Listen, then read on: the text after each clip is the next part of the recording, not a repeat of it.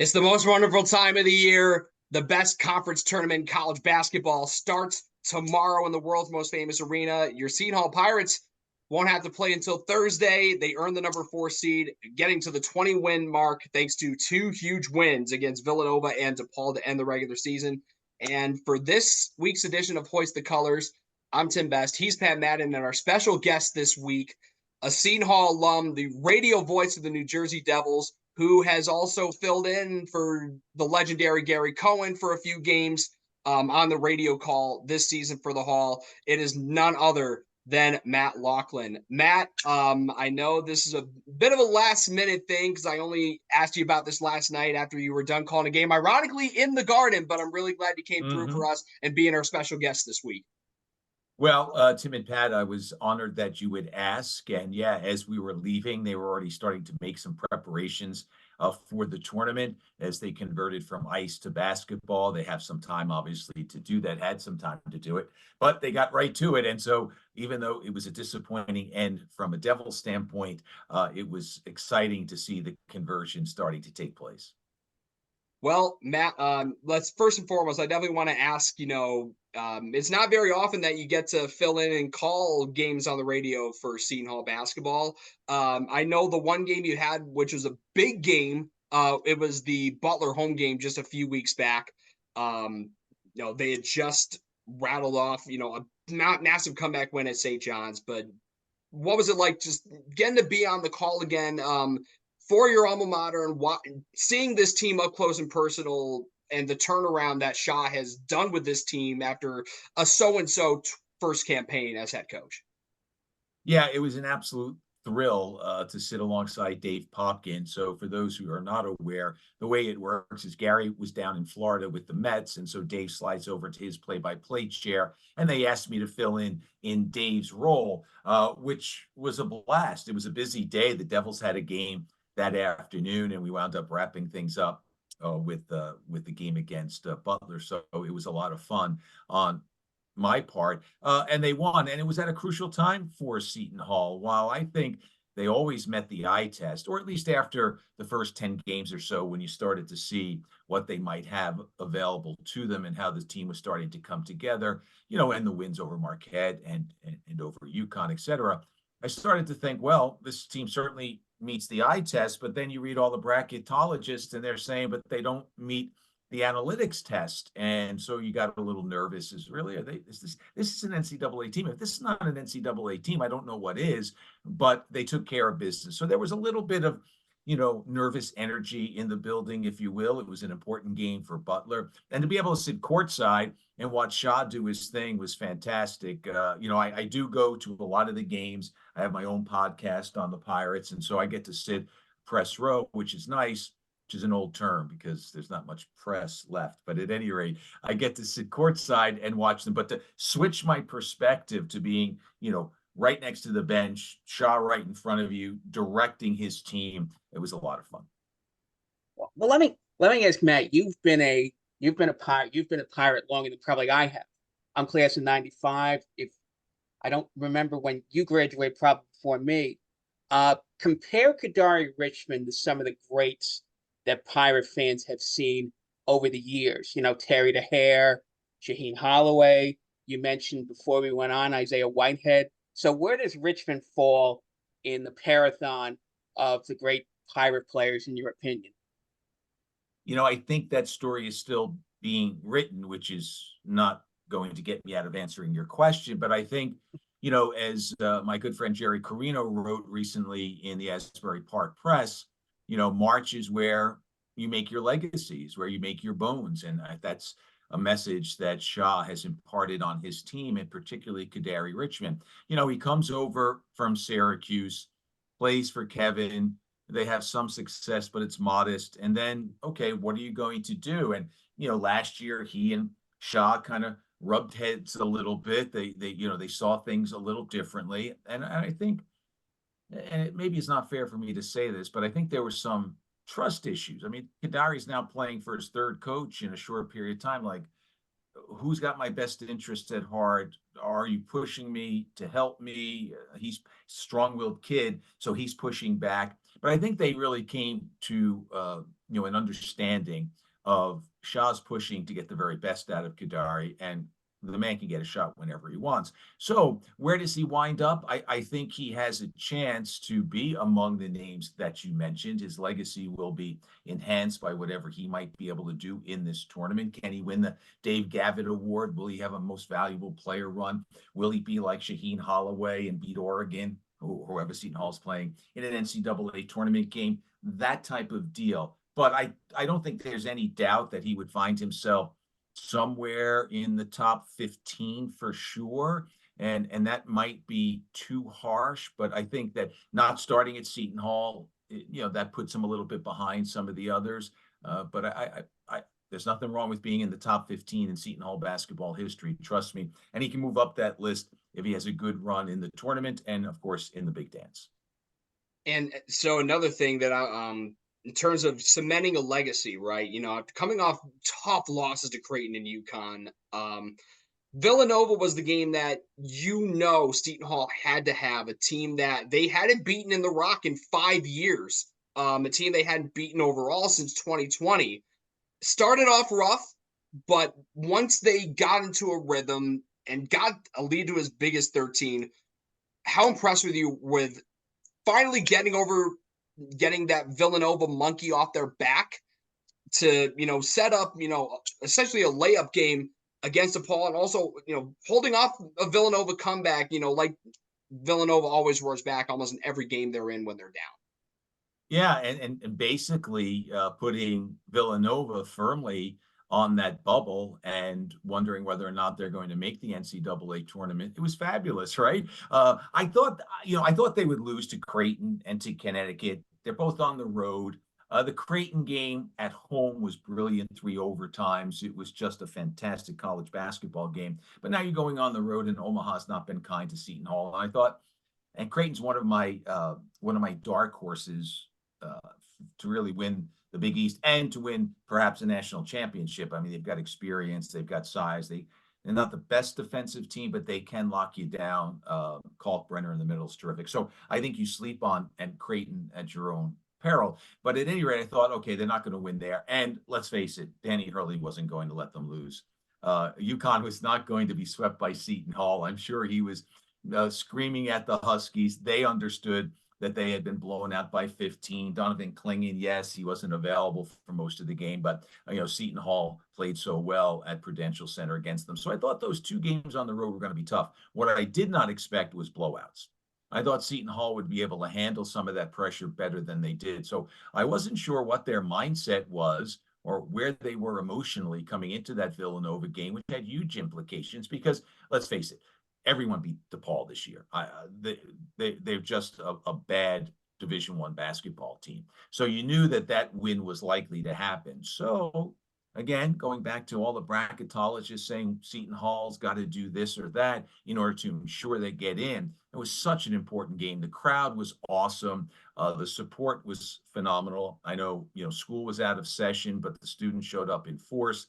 The fans were on their feet. It was a sea of blue. So often Villanova's got a pretty good representation because of their proximity, but not this time around. It was a Seton Hall game all around. And when, as you said, Tim, when the run came, Seton Hall was able to say, okay, we're not going to blow it here. They were able to withstand the surge in the second half by Villanova and win by a reasonably comfortable margin. And I left the building that night saying, listen, there's no way, really, they're going to lose to DePaul. But if anyone watching that game on the tournament committee had any doubts that that's an NCAA tournament team, they erased them. Statistics, analytics be damned. That was a big time when everyone contributed. It was great to see. And what player in particular, besides Richmond, who we know he had a pretty good game that night, what other player or players really impressed you Wednesday night? I think that so you're talking about the Wednesday Villanova game. Yeah. So I think that they hit some threes that were huge, right? It opened up. They got off to a kind of a slow start, and you're like, okay, we're going to be in for this slog. And then they started to hit some threes. So, I think this team goes a lot clearly as Kadari Richmond goes, but I think Alamir Dawes is so important. And so, his ability to hit some threes there got him going, got the crowd going, got the team going. I liked the defense that Dylan Adewusu brings. He's inconsistent offensively, but he brings an intensity to the court that's not matched by too many players. So I think that the veteran guys, the veteran team that this showed an awful lot that night. They were not going to be denied. So those are a couple of the names. Let's face it, with Seton Hall, you're really only picking out of 5, right? It's a hat with 5 names in it. For all that, Isaiah Coleman has done and Elijah has done coming in for Bediako, it's really 5 guys. It's amazing to see what they're able to do given their limited depth on the bench. Now, Bediako, just quickly follow up with that. Bediako is a guy a lot of people had doubts about going into the season because his numbers were okay at Santa Clara, but they weren't anything that was going to blow the world away. And a lot of people perceived that better transfer centers had been taken off of the board. So what's your sense? How impressed are you about the way Bediako has played? I mean, everyone's been impressed with Bediako, but in particular, what's your sense on Bediako? Listen, maybe you guys did, but I'll be honest, I had no idea who he was. When we found out about him, that's when I started to learn more about him. So incredibly impressed. I thought that center spot was going to be a weakness. I didn't know about, Elijah Hutchins-Everett. I didn't know about Bediako. I didn't know what they would be able to bring. The two-headed monster has worked out pretty well, but Bediako has been the real big surprise. His teammates love playing with him. He's got a great energy, right? There's no negativity that surrounds him. And I know that doesn't matter if he can't play, but he can. And so he gives them confidence. He's a bit of a rebounding machine. He's not Klingon. He's not Kalkbrenner, but he's pretty darn good. And so he has, look, I didn't know what was going to happen with no Tyrese Samuel. Where were they going to fill the big? And they filled it admirably and beyond that. So, kudos to Shaheen and his staff for going into the portal and finding a guy that really not a lot of people knew of, but they saw something. And the other thing about him, he embraces challenges, it seems to me, right? I mean, he's a bright kid. We've heard about all this talk about the Greek mythology and books that he reads and things like that. And I think he embraces the challenge. I think he's one of the guys, not necessarily on Seton Hall, but around the country who have said, you know what, I get a chance to start anew. He's a Canadian kid who's out on the West Coast. He can come East, play in the Big East, be on television all the time. And I think he said, hey, let me take advantage of this. And I think he's, dived in full force. And but for someone that very few of us knew about, man, he has been awesome. He's been off the charts. Speaking of awesome, one guy that a lot of people have been talking about him with the individual liners that have come out around the Big East, and a guy that his name has come up as a snub for most improved in the Big East. It went to Desmond Cloud of Xavier, but the name that everyone's been clamoring about, especially within the Seton Hall space, Dre Davis. I mean, what can you say about Dre's impact on this team? I mean, it's still Kadari's team, but I don't think this team could be where they are now if it wasn't for Dr. Dre, as we call him. 100%. I love that nickname. 100%. And Shaheen has said that right throughout, how he's the foundational guy. And the other night after the DePaul win, he said that Dre and Alamir give him 100% in practice. He never has to worry about that. They're all in. They get it. They understand the urgency. He has consistently praised Davis for what he has brought. And he does a little bit of everything, right? I mean, he's not quite a Swiss Army knife per se, but if you need rebounds, he gets them. If you need points, he gets them. That little spin fadeaway jumper is awfully hard to stop. And he brings a toughness that epitomizes what Shaheen Holloway is trying to accomplish at Seton Hall. He mirrors his coach in so many, many ways. So, yeah, you're right. The spotlight rightfully falls on Kadari Richmond, but Dre Davis enables him to shine a little bit more because of the things that he does to support Kadari and the rest of the team. No, they are not nearly as good without him, and he's going to be an important piece as they move into the Big East tournament and beyond. So another thing, by the way, I just about one last point about the Villanova game. Big reason why Villanova smacked Seton Hall around was because of the fact that Brendan Hawson just scorched them from three. Not in Newark though. I mean, how impressed were you with how they defended the three, and particularly against the microwave-esque Brendan Hawson? Yeah, no, they were awesome. They were outstanding. They worked the perimeter really well. Their switches were intense defensively, and they forced Villanova. Now they made some of those shots, right? But they forced Villanova to really work hard for their offense, and in the end, they were able to wear them down. So their ability to play that way defensively, like I said, I thought Dylan Adewusu kind of set the tone with some of his play, but everyone came to play. And if Seton Hall can bring that defensive effort, they're going to be a tough out no matter what happens. I don't know how far they're going to go. It'll be fun to watch. But I think what you saw that night, that was a quintessential Seton Hall game. They forced Villanova to work incredibly hard. Their defensive intensity was there. They forced turnovers. They were able to, as we said earlier, withstand a charge by Villanova. It was a great Seton Hall game, and it was an eye opener only in that you wonder why there was the lack of urgency against UConn. I mean, listen, give the Huskies credit. Why did you get blown out at Creighton? Again, give the Blue Jays credit. But that's been missing sometimes this year, that start, that 40-minute effort. I know we're dealing with kids and all, and they still are kids. We forget about it. They're in that, 19 to 23, 24 range. But it just the urgency seems to be missing sometimes, but it wasn't that night. And if they can bring that the rest of the way, again, they'll be a very tough out. Defense was the key. Coach will talk about that all day long. You know that. The offense will come. It starts on the defensive end of the floor. Well, that's a good way to transition over to the game on Thursday against St. John's.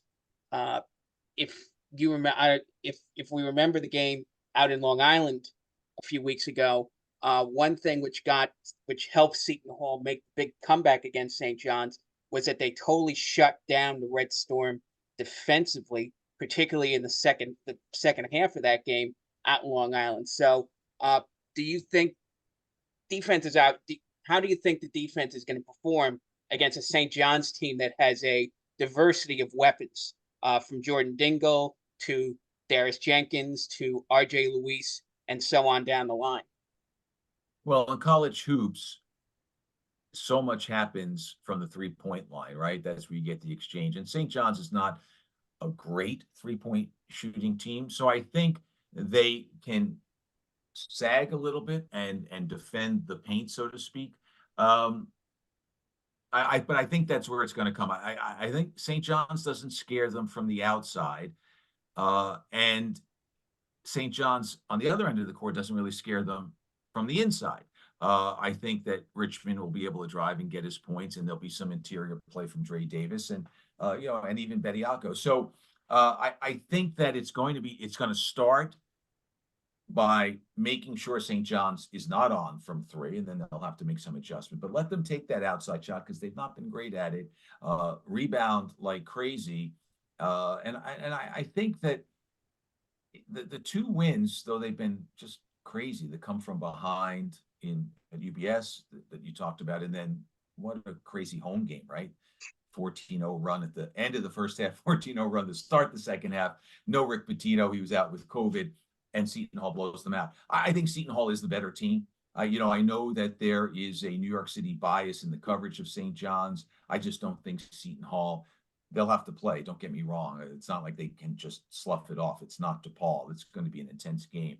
But I think Seton Hall is the better team, and I think they'll be able to get that rare 3 wins in 3 games against them. But I think Jenkins can make them go. So I think that's where individually it will start. Just don't let anybody kill you from 3. And you mentioned how difficult it is to beat a team 3 times, but I feel like St. John's for number one, because it's that New York, New Jersey rivalry. It's funny that New Jersey, New York, they run it back, Monday at Devils Rangers. Now you get St. John's and Seton Hall in the same building 3 days later.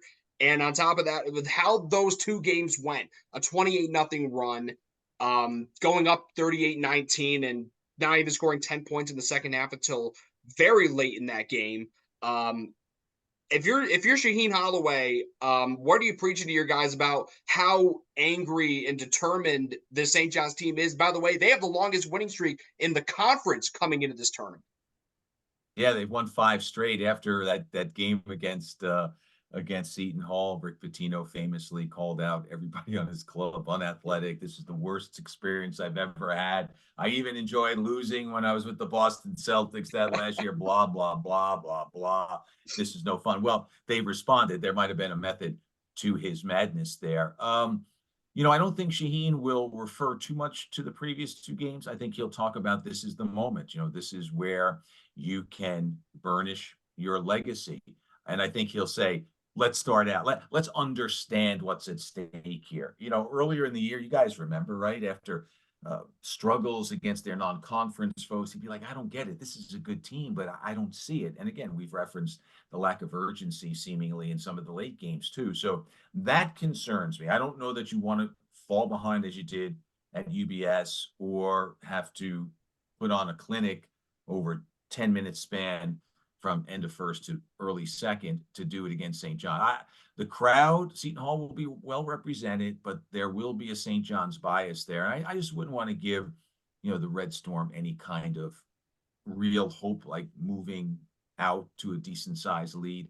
So I think it'll start with Shaheen just talking about, let's get out, let's get on it, let's be intense. I don't think he'll necessarily reference the previous 2 games. I think he'll say this is a new day. And speaking of that, by the way, I definitely want to ask, what are you anticipating this kind of environment is going to be like for this quarterfinal game? And mind you, these 2 teams played in the 4-5 game just 3 years ago, but granted in front of a limited audience due to, pandemic attendance restrictions at the time. Yeah, listen, I think Seton Hall will be well represented. They usually are. I think St. John's will have its partisans there. It's the undecideds that will swing things, right? The people who come out to watch the other games. All right, who am I going to throw fans. Yeah, well, exactly. And who are they going to cheer for? I think they probably loathe St. John's more than they do Seton Hall. So I think they might come behind and cheer on Seton Hall in that instance. So I think there could be a benefit to Seton Hall from that aspect, getting a little bit more of support from the fans. But and the way Seton Hall plays, it's kind of endearing. And I don't think UConn really cares who they play, assuming they win in the semifinals. I think they feel confident against either Seton Hall or St. John's. So I don't think there's anything there. I think it's probably maybe a St. John's Connecticut rivalry that would turn them against St. John's and kind of maybe in favor of Seton Hall. Of course, then fortunately or unfortunately, look, making the semifinals in the Big East tournament would be a major feather in this team's cap because they were projected 9th in the coaches poll. Nobody saw this coming. So to make it to Friday night would make Friday night's game house money, so to speak, against presumably Connecticut. So I guess one quick point is at least Friday night they can come out and play loose because, at that point, if anybody who's still doubting the NCAAs will go away. And then you're basically playing for seeding, but B, for history. As Tim referenced earlier on in the episode, there's nothing like winning a Big East tournament, particularly when you pull off some of the upsets like they did in that 2016 tournament where they beat a Xavier team that I think that Xavier team went on to be a number 1 seed in the NCAA tournament. And then the next night, 2 years later, they were, yeah. Oh, but not in 2016. All right, my mistake. But a Xavier team that was very good. And then, of course, the team that would end up winning the national championship, 3 weeks after Seton Hall upset them in the 2016 final. Yeah, and so that does bring up the question, and we talked about legacy and how you will be remembered. So certainly if Seton Hall can make that run, and boy, it's a gauntlet, right? St. John's won't necessarily be easy. Then it's UConn and I think it'll be Creighton. I think Creighton will win the tournament actually, but so not easy, right? But then they'll be remembered forever. It'll take so much out of them, though, that I don't know if they'll be if they can bounce back, right, for the NCAA tournament. It's very interesting. I was speaking, and Jerry, and as I said, and I are very good friends. He's been very kind to me, and we were talking about that earlier before we recorded this podcast with you guys. So you want to win, and listen, Shane Holloway wants to win. The players want to win, but if you just take a step back from the competitive aspect, if you beat St. John's, you don't want to get blown out. You've probably secured yourself. You're not going to be in a bubble game. I don't think they are, but you make sure that locks it down. You're going to be okay. So you're not going to have to play an early game. You'll just go wherever you're assigned. Yeah, you want to beat Connecticut, but is it maybe better? Not better, but does it help if you have Saturday off to recover, Sunday to get together, find out where you're seated, prep on Monday for where you're going, and just reset the clock? Whereas if you were to beat Connecticut, can you imagine? You knock off UConn, you knock off whomever comes out of the other side, Creighton. Wow, I mean, you're way up here, and now there's going to be a drop, and you got to get right back again. I don't know if that's easy to do. That being said, I want to see it happen, right? So that's the dilemma. You want to see your team win. I want to see Seton Hall win. But you just wonder whether that format, which has been great and has provided countless memories, how much that takes out. Teams have won national championships coming out of there, but they haven't all necessarily won the Big East championship and won the national championship. So, but I want them to win. I mean, that's what you do as a fan. So I'll be cheering for them all the way. But when they raise the trophy on Saturday night, hopefully it doesn't take too much out of them for the following week. Tim and I both have a disappointment in that vein. His, of course, is 2016 when they beat Villanova, but then they went out to Denver, the week later and lost to Gonzaga. And I remember, and I'm sure you remember 1993, how great that team was. DeHare, Jerry Walker, Danny Hurley, of all people in that group. And they dominated that Big East tournament. And then, unfortunately, in the second round, they lose to a good Western Kentucky team, but a team that, in theory, had no business beating Seton Hall that night. So I think your point is excellent that, as much as you want to win the Big East tournament, you have to make a consideration for the fact that you will be coming back next week to play in the tournament that means just a little bit more in the Big East tournament, and that's the NCAAs.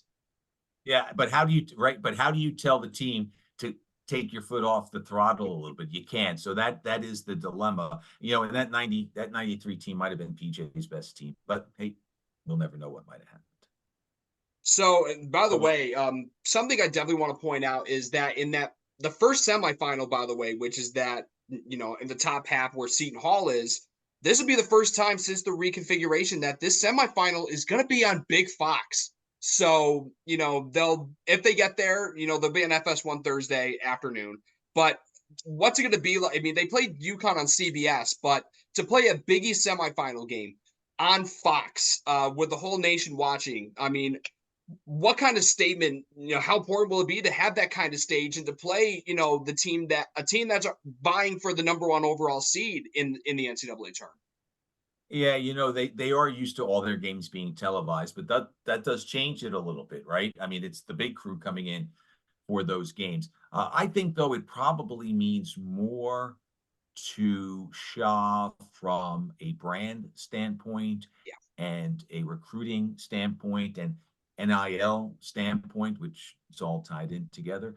The players would like it, but their games are seen. I mean, you could be a Seton Hall fan in Juneau, Alaska, and watch them, and you could be a Seton Hall fan in Key West, Florida, and watch them, and of course, in the greater New York, New Jersey area, you're going to find them. So that doesn't change for the players on the floor, but I think for Shaw and his staff saying, because they're going to have to replace a lot of players, going out and saying, listen, look what has happened here. Kevin Willard, fantastic steward for Seton Hall basketball, took over a program that needed a lot of reparations, right? Needed a lot of tender, loving care. And he brought them to the point where they were regular participants in the tournament, though not going as far as we would have liked. But so this is not a knock, but Shaw has taken a team that last year, was disinterested in the NIT, and it wasn't that it was an unlikable team, just didn't know like what was that club. This team, he's now gotten them to 20 wins. He's gotten them a first round bye, or got them into the quarterfinal, missing the Wednesday game. So I think it's huge. I think he has helped put Seton Hall higher on the map. It was always there, and Willard did a great job. But now he's shown that he can take this team, I think, to the next level. He's a terrific coach. He proved his bones at St. Peter's. And so I think from that standpoint, it's huge to have the big crew out from Fox. So now we shift gears, so looking ahead briefly to the NCAAs, I feel like you're in a good position if you beat St. John's, you get to the semifinals, and you put up a good fight against UConn. But the weird thing about this team, they've responded very well after getting blown out. Xavier in December, lost by 20. They come back and win at Providence in their very next game, a ranked Providence team, mind you. They got blown out at Villanova, and then they bounce back by pounding Xavier. And then they lose to UConn by 30. They respond by getting themselves essentially back on the right side of the bubble with a win over Villanova. So with that being said, even if UConn does what UConn does and boat races them in the semifinals if they get there, how confident are you that they're just going to brush it off, take a 10 or 11 seed, what have you, and, get an upset or two and get back to, again, they haven't been to the Sweet 16 since Shaw was the starting point guard way back in 2000. Yeah, it's been a long time. Am I confident it'll play out, right? I mean, we don't know, but I think that they have the necessary ingredients. They'll have to, knock on wood, avoid any kind of injuries or ailments. I think he's a terrific coach. I think he has proven himself to be a guy who can figure out another team's weaknesses, whether his club executes to the point and comes with the necessary attitude to be able to come up with a W. I don't know. Seeding is so important. You guys know that. Who do you match up against? I mean, luck of the draw. Suddenly you can say, all right, well, we might get that first round game, but oh, look who we run into. It's a bit of a buzzsaw in the second game. So that's the great joy of this tournament. You don't really know, and that's why we'll sit down on Sunday and watch the selection show to see where you're going and who you'll play, and go beyond that first game. So all that leads me to say that I think that he'll have the team prepared no matter what happens. He'll have enough time. He'll have enough tape to look at. He'll have enough preparation so that his club will not freeze in the big moment, and will have everything at its disposal to be able to at least play well and show up. Who knows? That's why they play the game. The result may not reflect that, but I think overall, not concerned at all if Seton Hall were to stumble, and maybe stumble in a big way in a semifinal matchup. And even, can I say, God forbid they lose to St. John's, which then kind of throws another monkey wrench into things. But I think he'll have his team. I think he'll have his team ready. That might be a harder loss to bounce back from, because I think they expect to win, and they have an understanding that it's a good springboard into the big tournament. Let's hope they don't experience it, but I still think he'll have his club ready. Well, before we let you go, I don't know if this is but maybe we can talk a little bit about Pirates talk, which has been sort of like your little labor of love on the side there for the last, I think you're on season 5 of Pirates Talk. Yeah, I started, there was only a couple of episodes, but technically, yeah, season 5. Yeah, no, thank you very much for bringing it up. It is a labor of love. I looked around and I said, well, there's not enough talk about the Pirates. It's, as you guys know, it's a niche, right? It's not Big East. It's a niche. It's Seton Hall. And so, it kind of has to fall, onto certain people's plates for them to be able to devour it, and that's fine. So I've enjoyed it thoroughly. I've been lucky in my career to have some level of success, which has given me entree to some of the guests that I have had from the media world. I've been pleased with the response. If you just allow me half a second to brag, Saturday at the DePaul game, 2 people came up to me and said they listened to the show and how much they enjoy it. So that's very rewarding. And I think it's good to see Seton Hall in the news as much as it can be. And so, yeah, I love doing it. It sometimes it's hard to squeeze in an episode in between my Devils work, but I'm always able to find room to do that. And, I'd like to see it continue to grow and draw a bigger audience. That's contingent upon Shaheen and what he does the rest of the way in his tenure, but it's probably also incumbent upon me to be a little more engaged in promoting it, not just doing it, but actually getting out there and promoting it. And so I think this summer will be that time frame where I'll start to sit back, and now that it's got a little traction and some legs, to look back and see, okay, what can I do differently? I don't do any reaction to games per se, just a little intro when I have my guest. Or here's what happened last week, good, bad, or indifferent, and now here's my guest, and we kind of have a conversation, not specifically about a game. I keep wondering how I can do that given my Devils schedule, because I can't get to every game. I can't watch every game. I do watch whatever I can, and which is most of the schedule. But when you're en route from Dallas to Arizona, say, and there's a game to talk about, it becomes a little hard. And I don't want to disappoint whatever audience we have. If they come to expect that, then I don't want to not be able to deliver it. So, those are some of the thoughts that run through my mind. But thank you so much for giving me a chance to talk about it. Quick point, I do appreciate you go big picture. You look at things that people on a day-to-day basis don't look at. You had a great interview with Brian Felt, the athletic director. I think it was about a year and a half ago at the start of the 2022-23 season when Brian was trying to talk about the advent of NIL. And of course, the ball's been rolling since, onward Setonia, just, you can't say enough. And I think we've said enough great things about onward Setonia and the job that Mike McBride has done, sort of as the, you want to call him the head of NIL. I forgot what his specific title is, but they've done a tremendous job, and you shed some light on it at the beginning of it when you had Brian on Pirates Talk, and you had a lengthy, full-blown interview about what Brian's vision was for NIL, and it's been executed rather well by Mike McBride. Those are important issues that need time, right? And not just a quick 5 minutes. Thanks very much for coming. So and as with you guys, the format of a podcast allows you to use up as much time as you want. It's a conversation, and I listen to hockey podcasts that can run anywhere from 45 minutes to an hour and a half. Some are less than that. They just, if it's interesting enough, I'll stick around with it. So anyway, yeah, I view it a little bit. Seton Hall has given me so much. My communications career began with a walk across campus after my freshman year into the offices of WSOU. And it was there that I found my love. I found the love of my life through media, but I found my love in terms of a job.